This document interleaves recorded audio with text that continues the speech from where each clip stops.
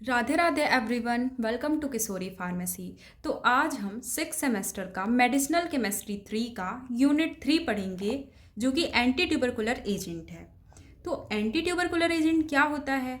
These are those agent और medication which are use in the treatment of tuberculosis और TB. ये जो anti tubercular agent है, ये एक मेडिकेशन है या फिर ये एक एजेंट है जो कि क्या करते हैं, ये ट्रीटमेंट में यूज होते हैं टीबी के। It is a potentially serious infectious bacterial disease. TB जो है ये एक सीरियस इन्फेक्शियस डिसीज़ है जो कि बैक्टीरिया के कारण होता है। विच इज़ कम्युनिकेबल डिसीज़, जो कि फैलता है छींकने से या फिर खांसने से।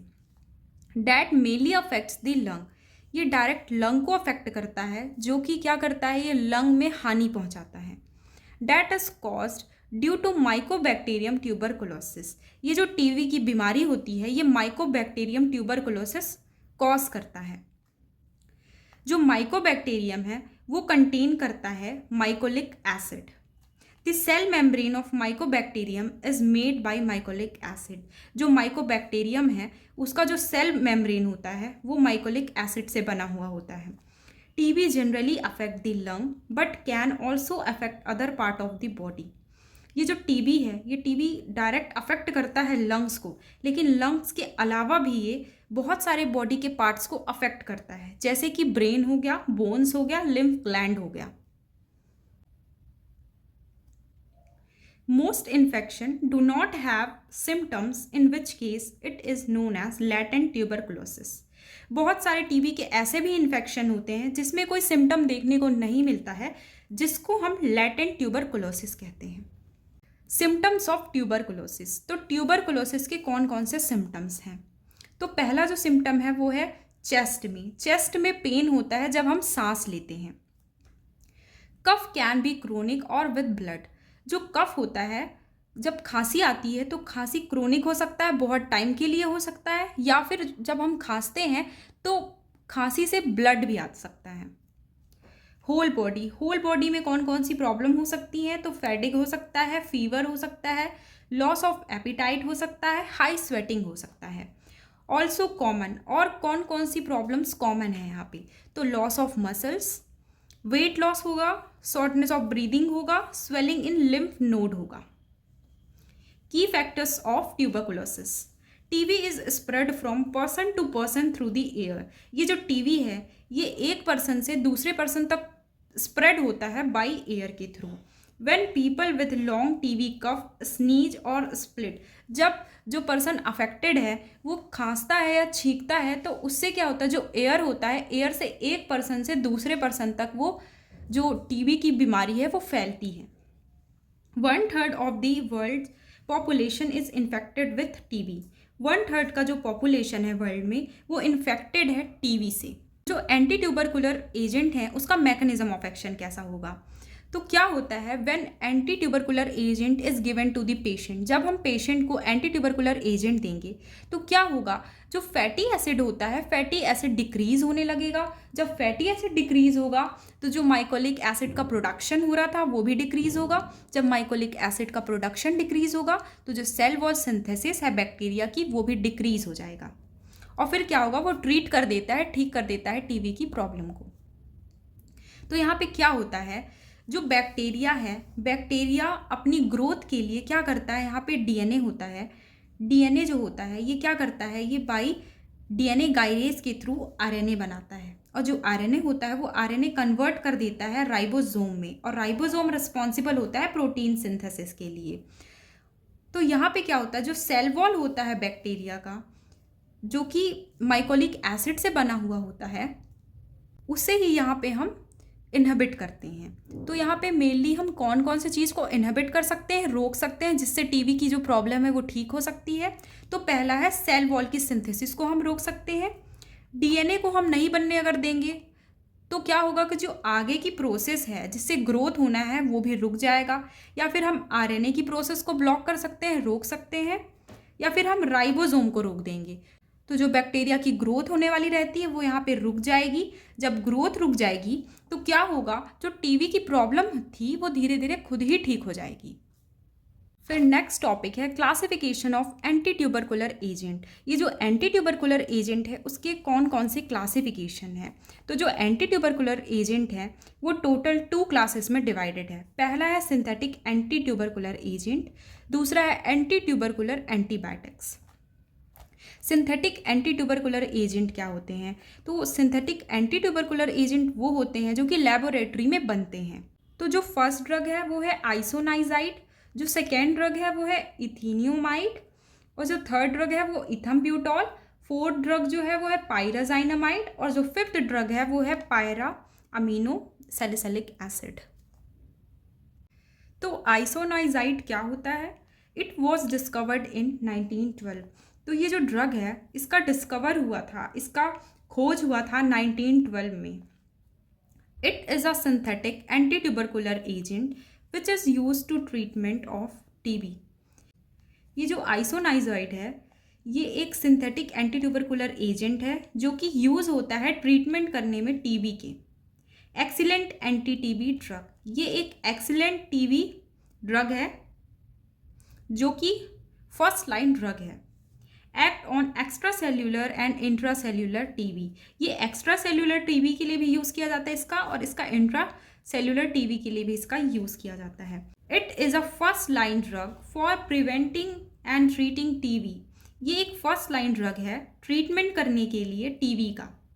तो फर्स्ट लाइन ड्रग क्या होता है? फर्स्ट लाइन ड्रग वो ड्रग होते हैं जो कि हाईली इफेक्टिव होते हैं, वो अपना एक्शन बहुत जल्दी दिखाते हैं और बहुत अच्छा एक्शन दिखाते हैं, और कम टॉक्सिक होते हैं, जहरीले कम होते हैं। तो आइसोनाइजाइड का स्ट्रक्चर ये है। सिंथेसिस ऑफ आइसोनाइजॉइड, तो हम आइसोनाइजॉइड को लेबोरेटरी में कैसे बनाएंगे? तो हम 4 मिथाइल पायरिडीन लेंगे, 4 मिथाइल पायरिडीन का हम ऑक्सीडेशन कराएंगे। जब हम 4 मिथाइल पायरिडीन का ऑक्सीडेशन कराएंगे तो आइसोनिकोटोनिक एसिड मिलेगा। फिर हम जो आइसोनिकोटोनिक एसिड है उसको हम ट्रीट करेंगे हाइड्रोजीन के साथ। जब हम हाइड्रोजीन के साथ इसको ट्रीट करेंगे और -H2O कर देंगे तो हमें आइसोनाइजॉइड मिल जाएगा। यूजेस ऑफ आइसोनाइजॉइड, जो आइसोनाइजॉइड ड्रग है उसका कौन कौन से यूजेस हैं? तो यूज टू ट्रीट ट्यूबरकुलोसिस, ये ट्यूबरकुलोसिस को ठीक करने के लिए दिया जाता है। Use to treat of mycobacterium avium complex, ये माइकोबैक्टीरियम एवियम कॉम्प्लेक्स के लिए भी यूज़ किया जाता है। माइकोबैक्टीरियम एवियम कॉम्प्लेक्स क्या होता है? ये एक ग्रुप ऑफ माइकोबैक्टीरियम, मतलब यहाँ पे जो माइकोबैक्टीरियम होता है वो कॉम्प्लेक्स फॉर्म में आता है जो कि इन्फेक्ट कर देता है पेशेंट के बॉडी को। Use to treatment of latent TB, ये लैटेंट टीबी के लिए भी यूज़ किया जाता है। लैटेंट टीबी क्या होता है? जिसमें कोई सिम्टम्स नहीं देखने को मिलते हैं। फर्स्ट लाइन ड्रग, ये एक फर्स्ट लाइन ड्रग है जो कि टॉक्सिक कम होता है लेकिन अफेक्टिव ज़्यादा होता है। तो जो आइसोनाइजॉइड है उसका फार्माकोकाइनेटिक्स कैसा है? तो कंप्लीटली एब्जॉर्ब्ड ओरली, ये एब्जॉर्प्शन इसका ओरल में होता है। ओरल रूट मतलब माउथ में होता है। डिस्ट्रीब्यूशन होता है पूरी बॉडी के टिश्यूज़ में। मेटाबॉलिज्म होता है लीवर में, और एलिमिनेशन होता है यूरिन के फॉर्म में। इसके एडवर्स इफेक्ट कौन कौन से हो सकते हैं? हाइपरटेंशन हो सकता है, हेपोटॉक्सिसिटी हो सकता है, नोजिया हो सकता है, वोमिटिंग हो सकता है। फिर जो दूसरा ड्रग है वो है para amino salicylic acid. It is a synthetic anti tubercular agent which is use to treatment of TB. ये जो पैरा अमीनो सैलिसिलिक एसिड है ये एक सिंथेटिक एंटी ट्यूबरकुलर एजेंट के क्लासिफिकेशन के अंदर आता है। यूज टू ट्रीट टीबी, जो कि टीबी को ठीक करने के लिए इस ड्रग को दिया जाता है। जो पैरा अमीनो सैलिसिलिक एसिड है उसका स्ट्रक्चर ऐसा होगा।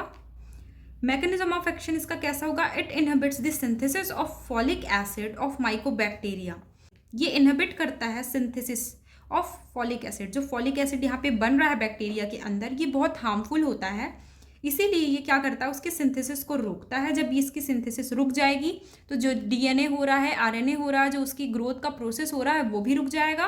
और जब वो रुक जाएगा तो क्या होगा? जो सेल मेम्ब्रेन है, सेल मेम्ब्रेन का सिंथेसिस भी रुक जाएगा। और जब सेल मेम्ब्रेन का सिंथेसिस रुक जाएगा तो ऑटोमेटिकली टीबी की जो प्रॉब्लम है वो ठीक होने लगेगी। तो जो पैरा अमीनो सैलिसिलिक एसिड है उसको हम लेबोरेटरी में कैसे बनाएंगे?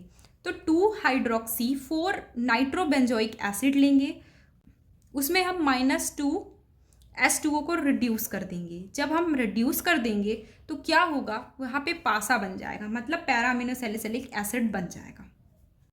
सिंथेटिक एंटी ट्यूबरकुलर एजेंट के अंडर टोटल 5 ड्रग्स थे, जिसमें से हमने फर्स्ट और फिफ्थ कवर कर लिया था। जो सेकेंड, थर्ड, फोर्थ ड्रग है उसका मैकेनिज्म ऑफ एक्शन सब कुछ सेम होगा, सेम एज फर्स्ट और सेकेंड के जैसा। एंटी ट्यूबरकुलर एंटीबायोटिक्स, ये दूसरा क्लासिफिकेशन है ट्यूबरकुलोसिस का। तो इसके अंदर टोटल 5 ड्रग्स आते हैं, जिसमें जो पहला ड्रग है वो है रिफेम्पिसिन, दूसरा है रिफाब्यूटिन, तीसरा है साइक्लोसेरिन, फोर्थ है स्ट्रेप्टोमाइसिन और फिफ्थ है कैप्रियोमाइसिन सल्फेट। तो जो पहला ड्रग है वो है rifampicin. It is an anti tubercular antibiotic which is used in the treatment of tuberculosis.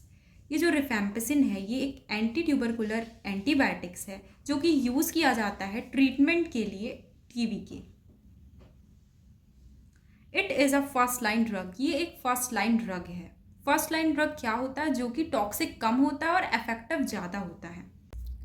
It is a semi synthetic derivatives of rifamycin B. ये जो रिफेम्पिसिन है ये एक सेमी सिंथेटिक डेरिवेटिव है रिफामाइसिन बी का। इसका मैकेनिज्म ऑफ एक्शन कैसा होगा, it inhibit DNA dependent RNA polymerase and inhibit the synthesis of mycolic acid. ये क्या करता है, जो आरएनए होता है आरएनए की ग्रोथ को रोक देता है, और जब आरएनए की ग्रोथ रुक जाएगी तो जो राइबोसोम बनता है, यहाँ पे राइबोसोम नहीं बनेगा, और जब राइबोसोम नहीं बनेगा तो जो बैक्टीरिया है उसकी ग्रोथ नहीं होगी और खुद ही जो टीबी है वो धीरे धीरे ठीक होने लगेगा। ये यूजेस सेम रहेंगे। फिर आता है रिफाब्यूटिन, इसका भी रिफाब्यूटिन का भी सब कुछ सेम रहेगा। साइक्लोसेरिन क्या होता है, ये ऐसा ड्रग है जो कि यूज़ किया जाता है टीबी की प्रॉब्लम के लिए। ये एक एंटी ट्यूबरकुलर एंटीबायोटिक है, इसका स्ट्रक्चर ऐसा होगा।